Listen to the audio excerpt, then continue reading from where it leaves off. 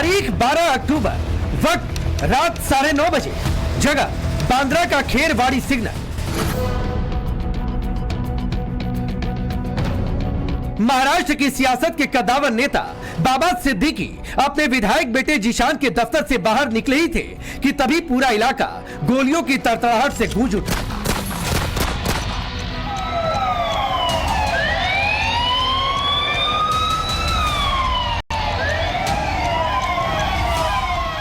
Police की सुरक्षा में चल रहे बाबा सिद्दीकी को टारगेट करके 6 गोलियां चलाई गई। 2 गोली सिद्दीकी के पेट पर और एक सीने पर लगी। फौरन उन्हें अस्पताल लाया गया, लेकिन वारदात के 2 घंटे के अंदर उनकी मौत हो गई।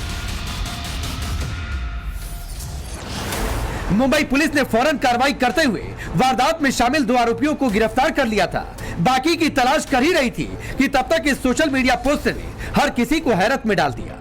ये वही पोस्ट है जिसमें लिखा गया है, सलमान खान, हम ये जंग नहीं चाहते थे, लेकिन तुमने हमारे भाई का नुकसान करवाया। आज जो बाबा सिद्दीकी के शराफत के पुल बना रहे हैं, एक टाइम में दाऊद के साथ मकोका एक्ट में था। इसके मरने का कारण अनुज थापर और दाऊद को बॉलीवुड, राजनीति, प्रॉपर्टी डीलिंग से जोड़ना था।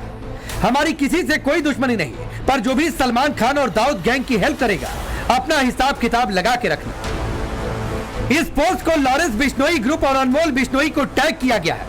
हालांकि टाइम्स नाउ भारत इस सोशल मीडिया पोस्ट की पुष्टि नहीं करता। बाबा सिद्दीकी रियल एस्टेट बिजनेस से भी जुड़े हुए थे। हालांकि बॉलीवुड कनेक्शन की वजह से उनकी एक अलग पहचान थी। बाबा सिद्दीकी पर गोली ठीक उसी तरीके से चलाई गई जैसा कि दाऊद के लोग 80 और 90 के दशक में किया करते थे। वो टारगेट पर उसके घर के आसपास ही हमला करते थे और टारगेट को बेहद नजदीक से गोली मारी जाती थी।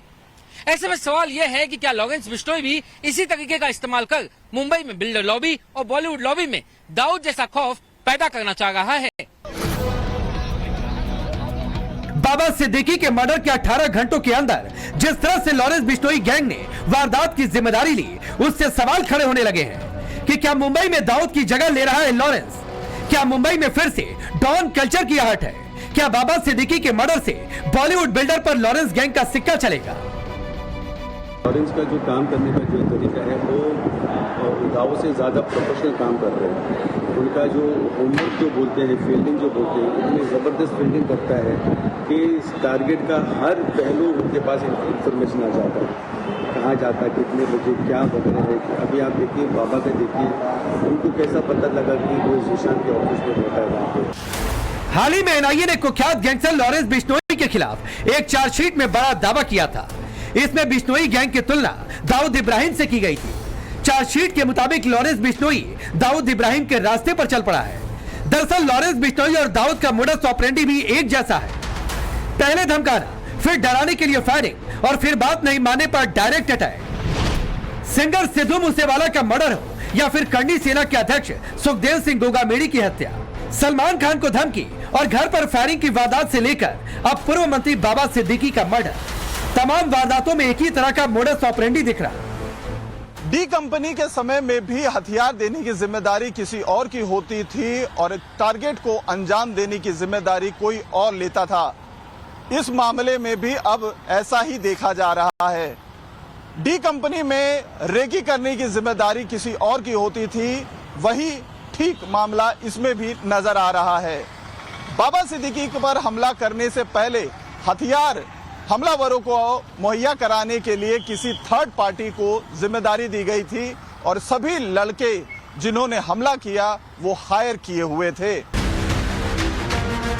लॉरेंस गैंग का नेटवर्क वैसे तो देश के 12 राज्यों में फैला है, लेकिन अब की बार बाबा सिद्दीकी को ही टारगेट क्यों बनाया गया? क्या असल में सलमान से दोस्ती इसकी वजह है या फिर ये डी कंपनी की तरह मुंबई को अपना गढ़ बनाने की कोशिश?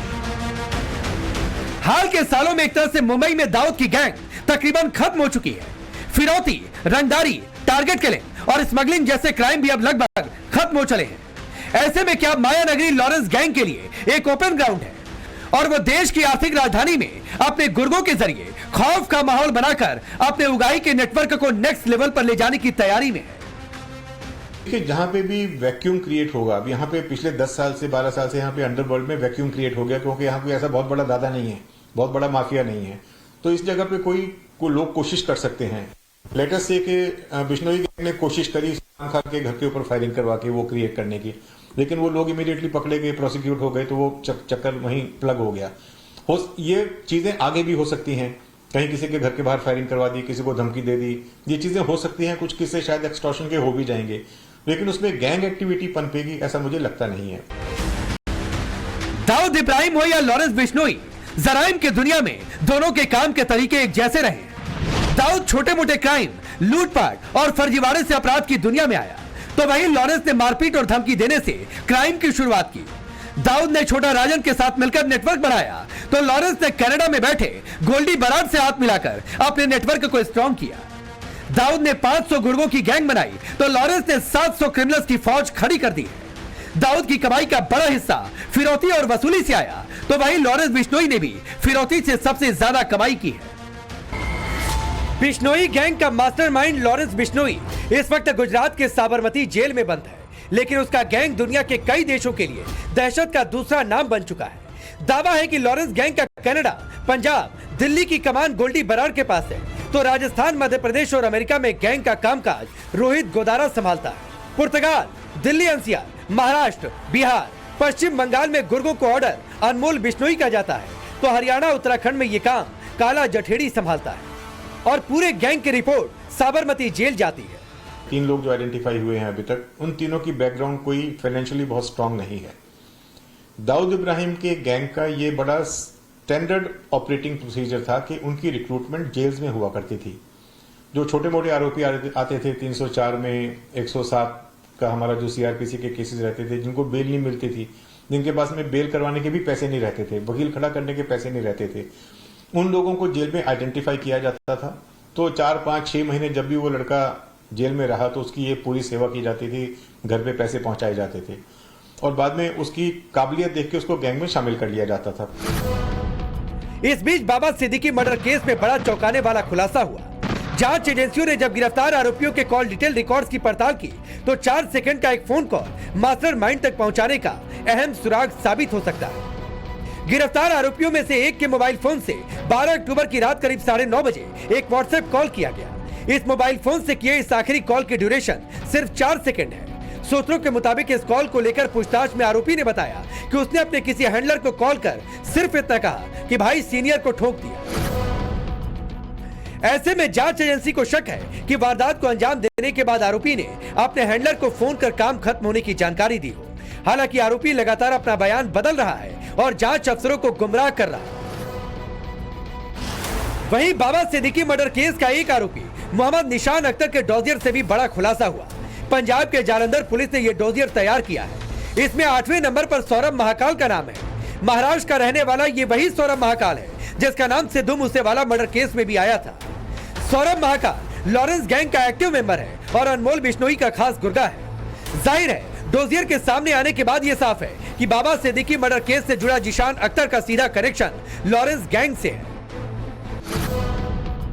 महाराष्ट्र में विधानसभा चुनाव सामने है और सत्ताधारी पार्टी के कद्दावर नेता की हत्या ने विपक्ष के हाथ बड़ा मुद्दा दे दिया है। सवाल सीधे शिंदे सरकार से पूछे जा रहे हैं कि अचानक मुंबई में अंडरवर्ल्ड की ताकत में इजाफा कैसे हो गया। सरकार के लिए ये महत्वपूर्ण व्यक्ति थी। ऐसे व्यक्ति का हत्या हो गई पुलिस सुरक्षा में, उसके लिए जिम्मेदार कौन है और जिम्मेदारी कौन लेता है? तो गुजरात के एटीएस के कब्जे में जो एक गुनहगार है वो लेता है। ये तो इतनी गंभीर बात है कि राज्य के गृह मंत्री नहीं तो देश के गृह मंत्री जो गुजरात से है उनके लिए भी चैलेंज है ये। बाबा सिद्दीकी जिसके ऊपर जिन्होंने हमला किया, हत्या हुई है, एक को भी हम नहीं छोड़ेंगे। बाबा सिद्दीकी की हत्या के हर एक पहलुओं की जांच मुंबई पुलिस, दिल्ली और पंजाब पुलिस की मदद से कर रही है। जल्दी पूरे मामले पर और बड़े खुलासे हो सकते हैं, लेकिन जिस तरह से पूरे मामले में लॉरेंस गैंग का नाम सामने आया, उसने मुंबई में डी कंपनी के सीक्वल का ट्रेलर तो जरूर दिखा दिया है। मुंबई से राकेश त्रिवेदी के साथ bureau report, times now Bharat.